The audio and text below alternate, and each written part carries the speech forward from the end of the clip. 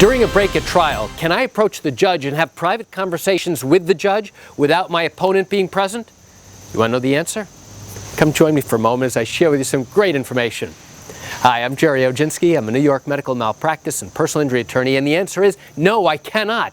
Legally, that's known as having an ex parte conversation. Now, why is it that I can't have a private conversation with the judge, even if it's got nothing to do with this case or with the evidence or the witnesses being presented? You want to know why not? Because there's an inherent sense of unfairness. The defense lawyer has no idea what the judge and I are talking about. And the only way he can be in on it to truly know what's being discussed is to be present and to overhear and listen to that conversation. So now, let's say we're in the courtroom. The jury has been sent out for a 10-minute break, and now I approach the judge. I have a question to ask him.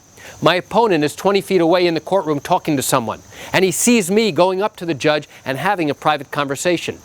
The defense lawyer doesn't know what we're talking about.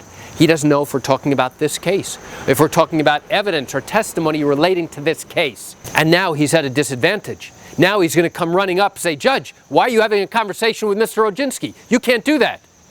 And now he can participate in whatever conversation we're having.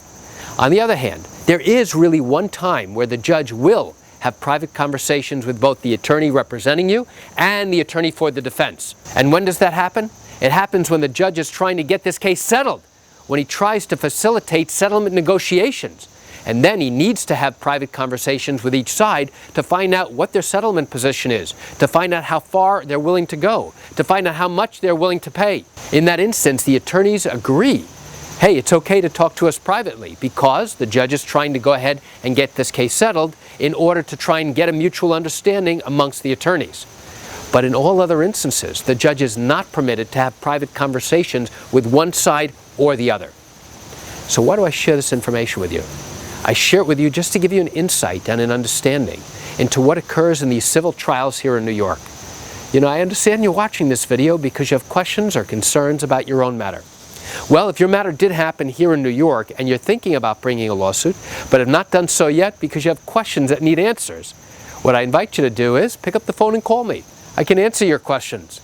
You know, this is something I do every single day, and I'd love to talk to you. You can reach me at 516-487-8207 or by email at Gerry, Gerry, at oginski-law.com. That's it for today's video. I'm Gerry Oginski. Have a wonderful day.